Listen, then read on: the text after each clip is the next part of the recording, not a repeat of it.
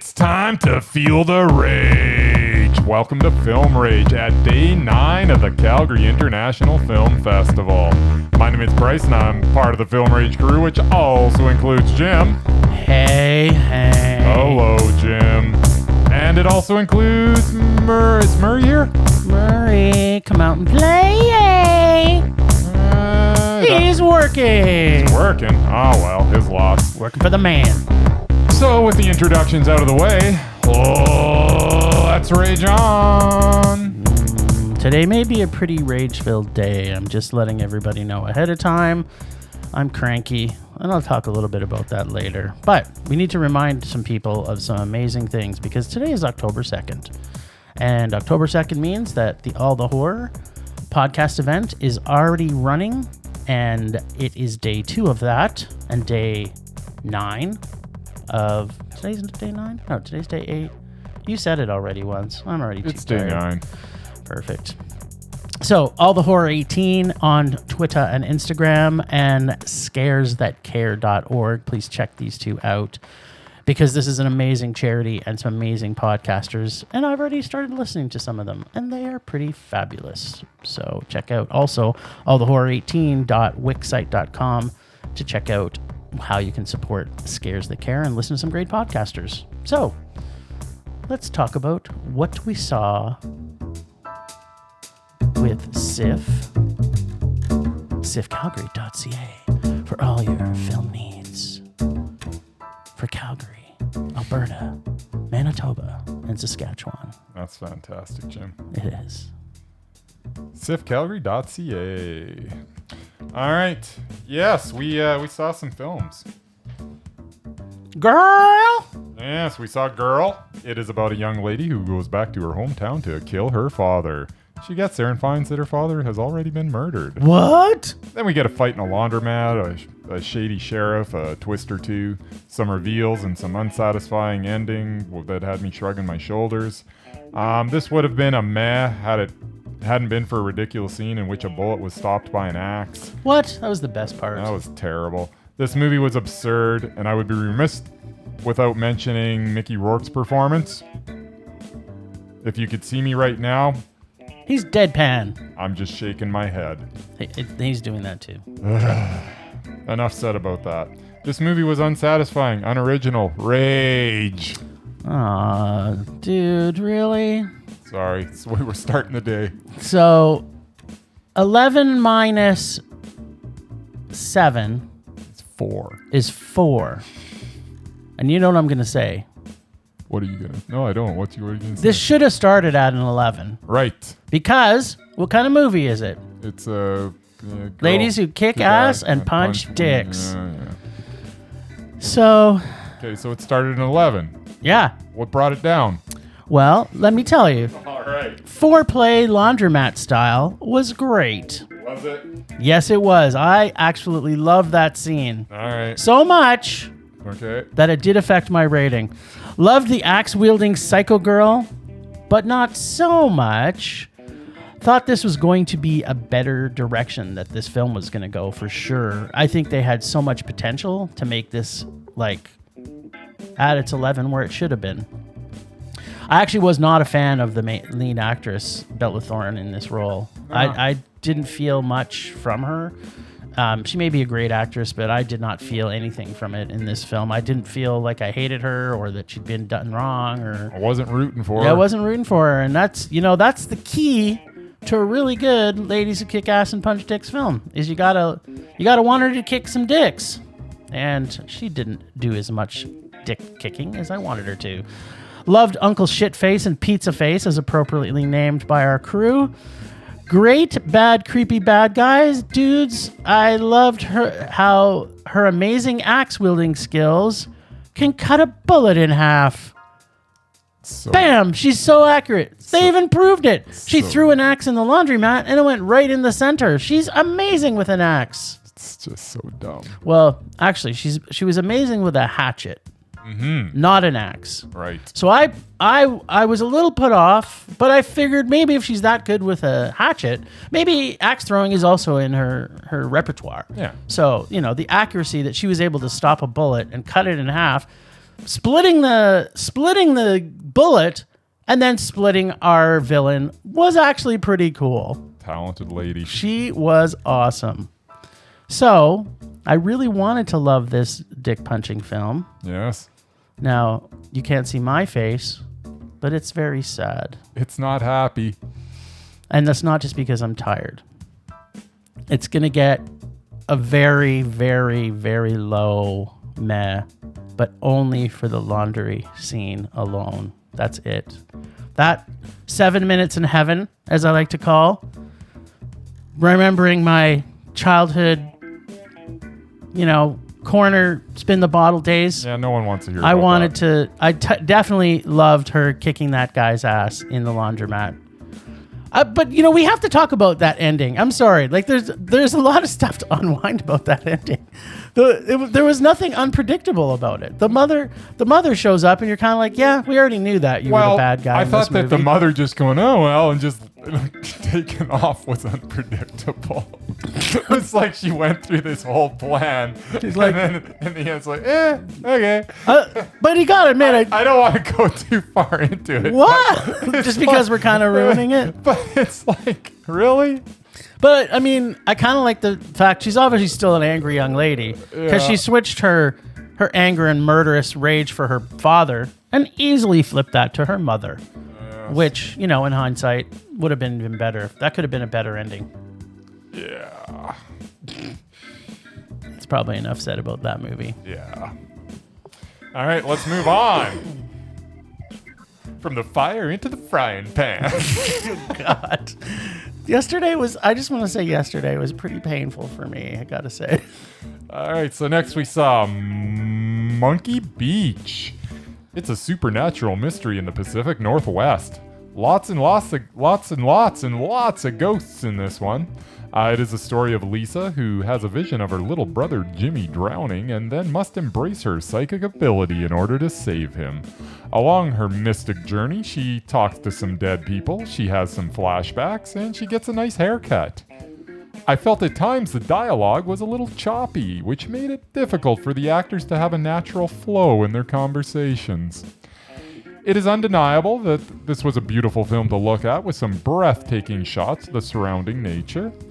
For me to recommend a ghost story, it has to be amazing, and it is literally my least, I can't get my words out this morning. Literally It is the worst favorite genre. Yes, as it is literally my least favorite genre of film. So having said that, this was not amazing.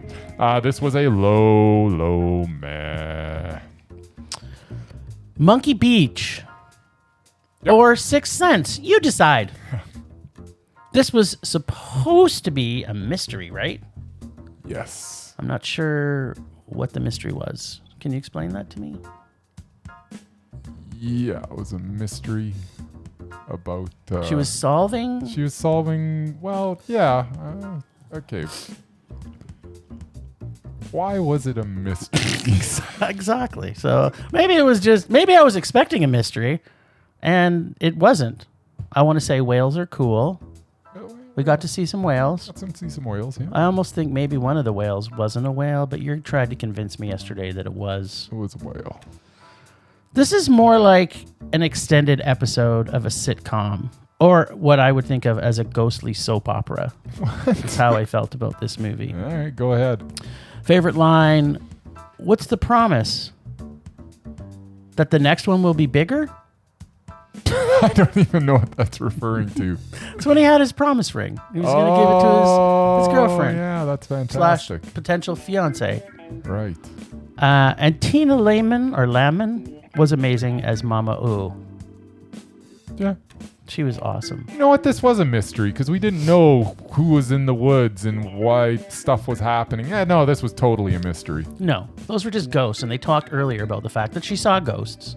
So at one point, I thought there was like a Sasquatch or something in the woods there. There was. It was like a little gimlet or something. I don't know, running around. She even got a nightstand version of it. Bigger one, not the nightstand thing. Well, there was a few. There was the nightstand one. There was the ones in the woods. She was battling with a crow. Yeah, it was all pretty mysterious. It was not. I can't give this a meh. I'm sorry. I'm glad I kind of saw it because I thought Mama O was cool.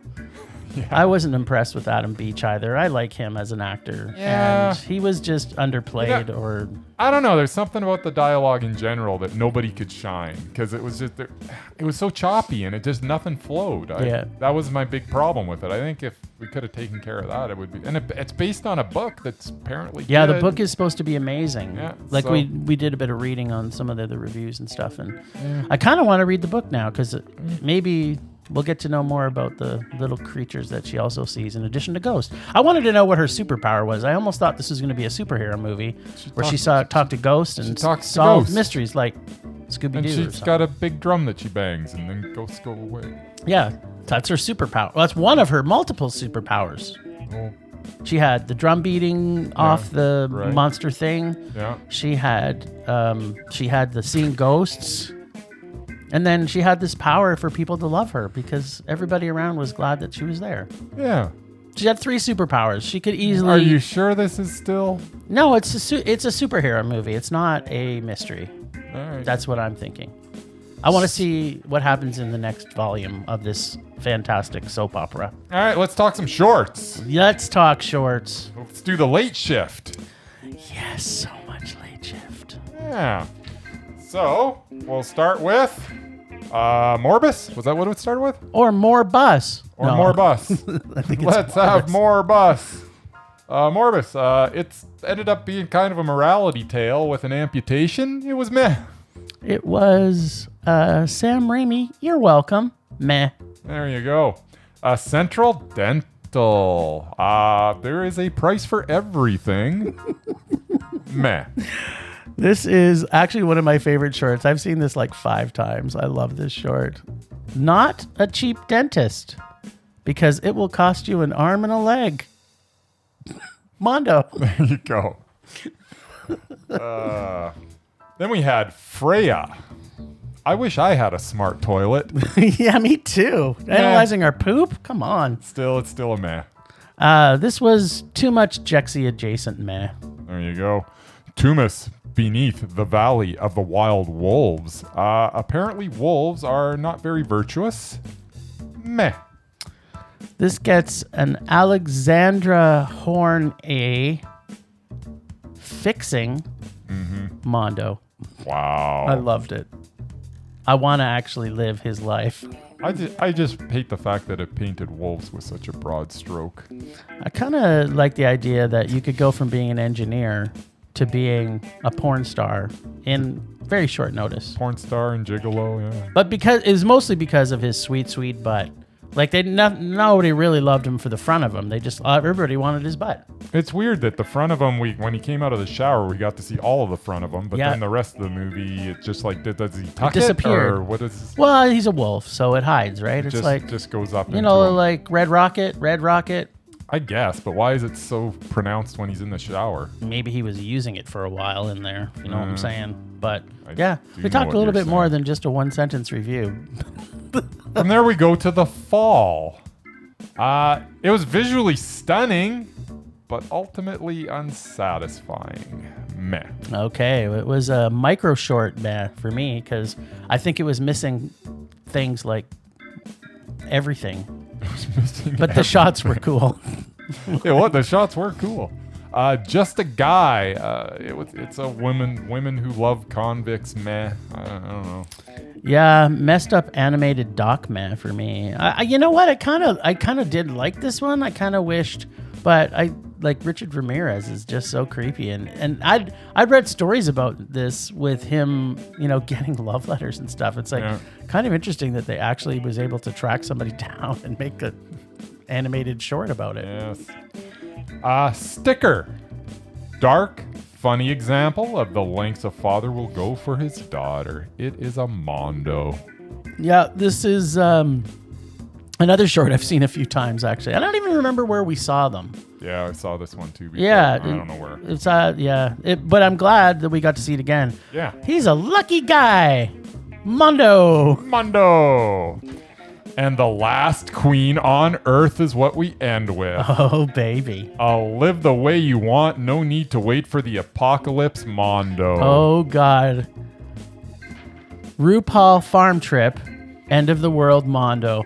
This was everything that an apocalypse should be. It had drag. It had how to farm in 6-inch heels. It had don't fuck with a drag queen. It had just so much joy. Like it had all of that and more. And more. Like, I could not stop laughing and loving this film. It was a lot of fun. This may be my short of the festival so far. Nice. All right, that wraps up the late shift. It was wrapping up the late shift. And now But we didn't end there. No, we did not. We went later. We went later. Jim was actually hitting the wall, and he's like, you know what? We did a lot of podcast. We did 3.5 hours? Felt like 10 hours of podcasting yesterday. So we were on other people's shows and it was crazy. But yeah, Jim's like, you know what? Maybe we should just pack it in for the night. I'm like, you know what, Jim? Let's not pack it in yet. Just yet. Let's watch the Best Documentary Feature Award winner at the Calgary International Film Festival. Yes. So I said, let's do it. And Jim's like, all right. And I actually stayed awake through the whole movie. Yeah. Unlike somebody I know who's had a chance of kind of seeing a portion of it before and didn't get to the end. That was the first time. The second time, I was wide awake through the whole thing. Anyways, I don't know who you're talking about. So we saw Coded Bias. As mentioned, it was the winner this year of the best featured-length documentary at CIFF. This starts as a documentary about racial bias and facial recognition technology, and then morphs into a horror movie about the Orwellian reality these technologies are steering us towards. This film perfectly balances the technical and human side of this subject. This is a frightening look at our future if we are unable to stop this technology from being used. The interview with the young lady in China was chilling as she told us that this was all a good thing. She has accepted that an algorithm will determine the path of her life.